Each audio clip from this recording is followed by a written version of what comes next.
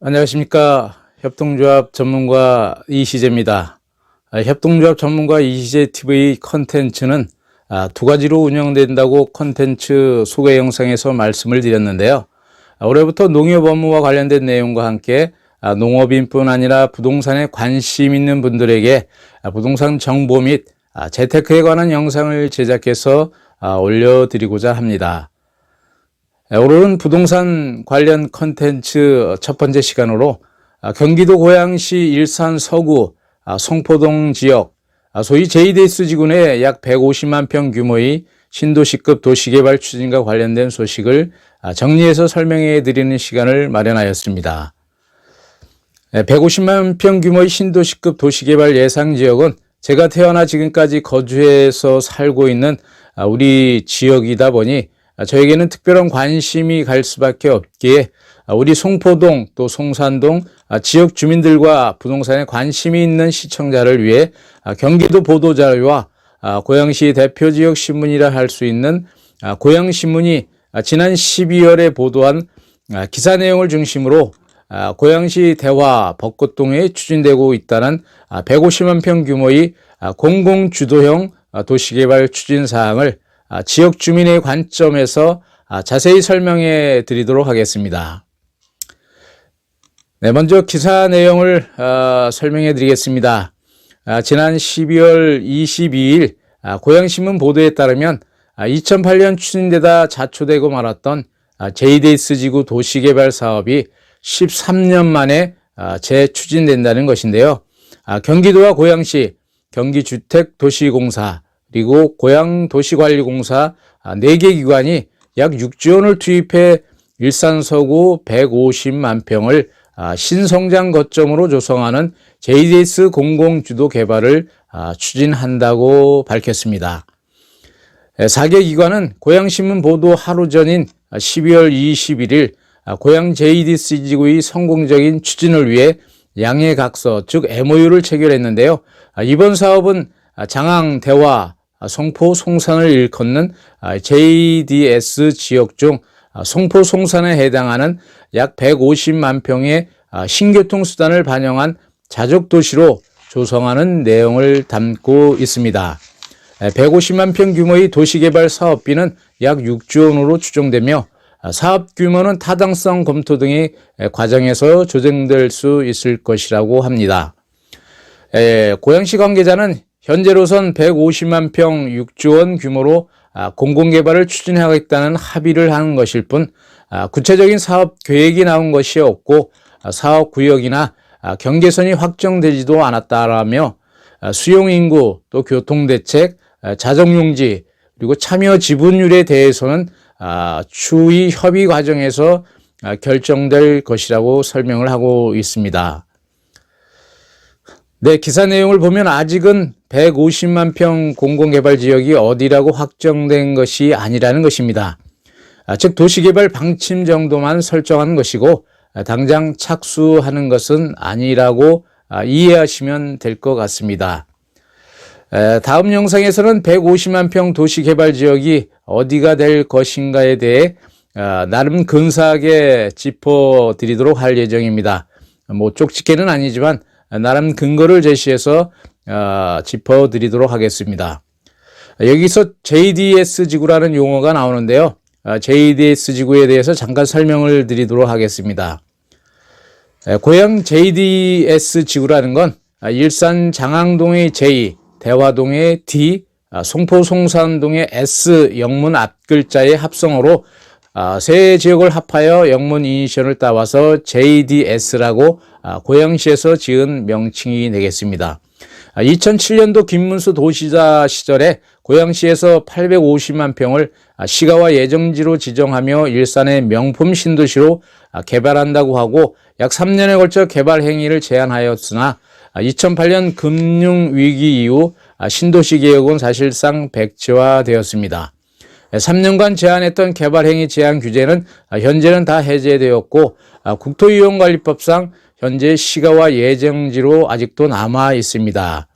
아직까지 시가와 예정지로 남아있기 때문에 대부분 농림지역인 대화 벚꽃동 지역에 정부가 아닌 민간 또는 지자체가 도시 개발을 추진할 수가 있는 것이죠. 2008년 명품 자족도시 개발이라는 기치로 고양시가 2020년 도시기본계획에 시가와 예정윤지로 반영해 개발 행위를 제한하며 사업이 추진됐지만 정책협의회 난항을 겪으며 동력을 잃고 2011년 개발 행위 제한이 사실상 해제되었습니다. 이렇게 사업은 자초되었지만 방대한 부지는 높은 개발 압력 속에서 사실 소규모 난개발 가능성에 직면하게 되어 경기도와 고양시는 난개발을 막고 완성도 높은 도시개발을 위해 자족 기능을 갖춘 대규모 복합 신도시를 건설하기로 뜻을 모았다는 것입니다. 여기서 난개발을 막겠다는 것은 아마도 5, 6년 전부터 토지 소유자가 중심이 되어 추진하고 있던 민간 도시개발 사업을 의식하는 것으로 보입니다. 잠시 항공지도를 보며 설명을 한번 더 드리도록 하겠습니다. JDS 하단부인 장항대화지역은 이미 킨텍스, 또 시제부 라이브시티, 장항공공주택지구, 일산테크노밸리, 영상방송밸리 등의 사업이 이미 추진되고 있고 JDS 북쪽 지역인 송포, 송산은 대부분 아직까지 절대농지로 남아 있습니다.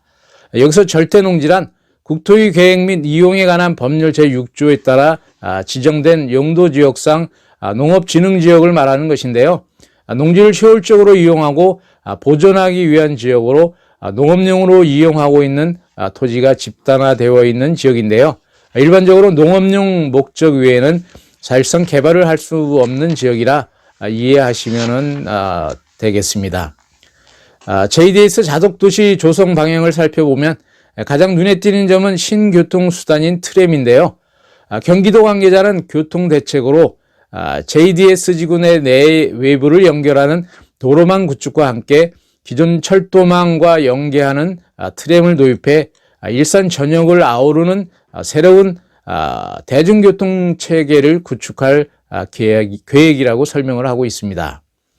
또한 JDS 지구 내에 진행되고 있는 장항공공주택지구, 또 일산 테크노밸리, CJ 라이브시티, 또 방송 영상밸리 등 대형 자족 사업들을 연계할 수 있는 방안도 고민해 볼 것이라고 덧붙이고 있습니다.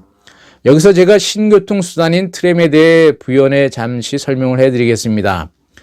트램은 도로 위 선로를 주행하는 노면 전차로 친환경 교통수단으로 탄소 배출이 낮고 에너지 효율성이 높으며 어린이와 노약자 등이 이용하기 편리한 신교통수단으로 각광을 받고 있는 교통수단이 되겠습니다. 도로에 부설된 레일을 수소 또는 전기 배터리로 운영되어 탄소 중립에 최적화된 친환경 교통수단이며 건설 비용은 지하철의 6분의 1 수준으로 경제성이 상대적으로 뛰어나다고 합니다. 또 트램을 설치하더라도 국가철도 구축망 계획에 포함되어야 하며 기본 절차인 예비 타당성 조사도 선행되어야 추진이 될 것으로 예상하며 현재 고양시에서는 이미 예비 타당성 검토를 위한 자체 용역을 발주했을 것이라 생각이 됩니다. 참고적으로 경기도 도시철도망 구축 계획에는 동탄 제2신도시, 또 성남 2호선 등 7개의 트램 노선이 포함되어 현재 추진 중이라고 합니다. 어쨌든 트램을 추진하려 해도 기획재정부의 예비 타당성 조사 시 경제성 확보가 담보되어야 할 것입니다. 그리고 중요한 것은 사업 시기인데요. 기사 내용에 따르면 구체적인 사업 시기는 고양시에서 진행되고 있거나 또 예정되어 있는 도시개발 사업들을 고려해서 결정된다는 것입니다. 본 사업에 참여하기는 합의한 경기주택도시공사는 현재 고양시에서 일산테크노밸리와 영상방송밸리 개발을 주도하고 있고, 또 고양도시관리공사는 창릉 3기 신도시와 또 일산테크노밸리 지분에 참여하고 있어 각 사업의 투자비 회수 시기도 고려해 봐야 하기 때문인 것으로 알려져 있습니다. 이에 고양시 관계자는 부지 조성이 언제 이루어질지 지금으로서는 예측하기 힘들지만 적어도 2025년 이후가 되지 않겠냐라고 내다보고 있습니다. 왜냐하면 고양시 2035년 도시기본계획에 본 프로젝트가 반영되었다고는 하지만 아직까지는 실시 계획이라 할 수 있는 도시관리 계획도 진행된 것이 아니기 때문에 앞으로 상당한 시간이 소요될 것으로 예상하고 있다는 것입니다. 현재 도시관리 계획을 위한 용역이 진행되고 있을 것인데요. 아마도 2년 정도의 시간이 더 필요하지 않을까 싶습니다. 또 2년 뒤 관리 계획이 완성이 되면 사업 인정 고시가 될 것이고, 또 토지 감정 및 보상 절차 등이 진행되면 부지 조성이나 착공은 최소한 5년 정도는 지나야 될 것으로 예상하고 있습니다. 사실 고양도시관리공사가 본 사업을 주도하게 될 것이라 현재 진행 중인 3기 창릉 신도시와 또 일산 테크노밸리 공사 진행이 어느 정도는 완성되어야 본 사업에 본격적으로 뛰어들 수밖에 없지 않을까 싶습니다.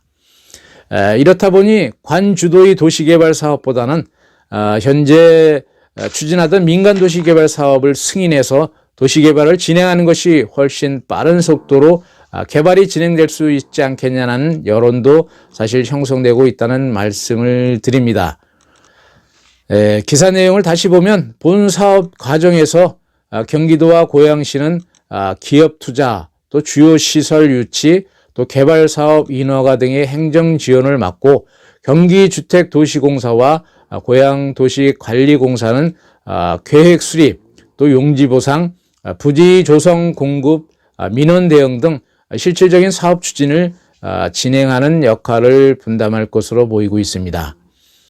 이재준 시장은 JDS 지구를 첨단 산업과 문화 콘텐츠 산업이 중심이 된 신성장 벨트로 조성할 계획이며, 트램과 GTX 등이 교통망을 연결해 CJ 라이브 시티 등 주변 개발 지역의 인프라가 시너지 효과를 낼 수 있도록 하겠다고 말했습니다.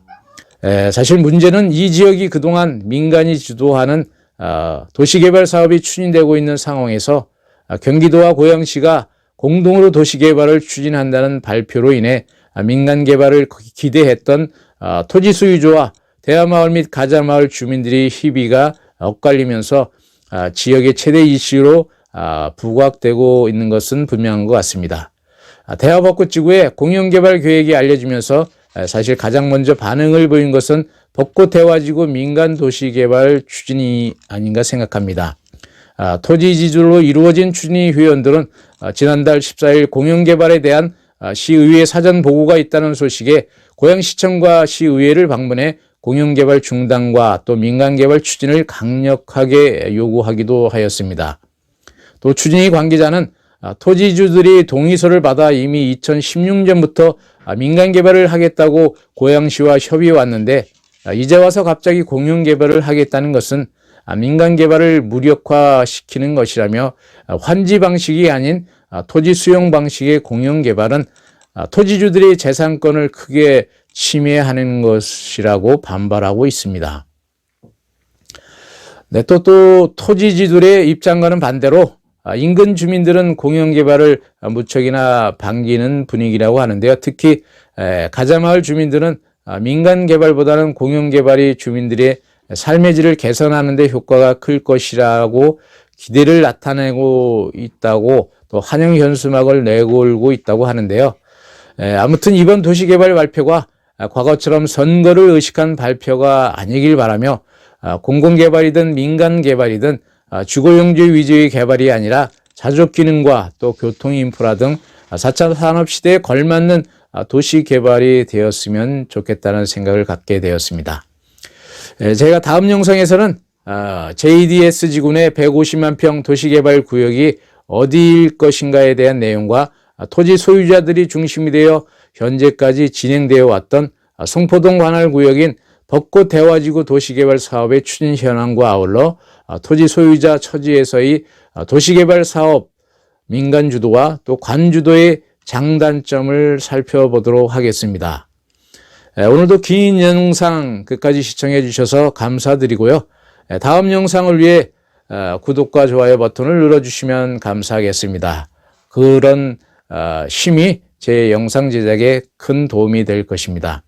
다음 영상을 기대해 주시길 바라며, 추운 날씨가 계속되고 있습니다. 건강관리에 유의하시길 바랍니다. 감사합니다.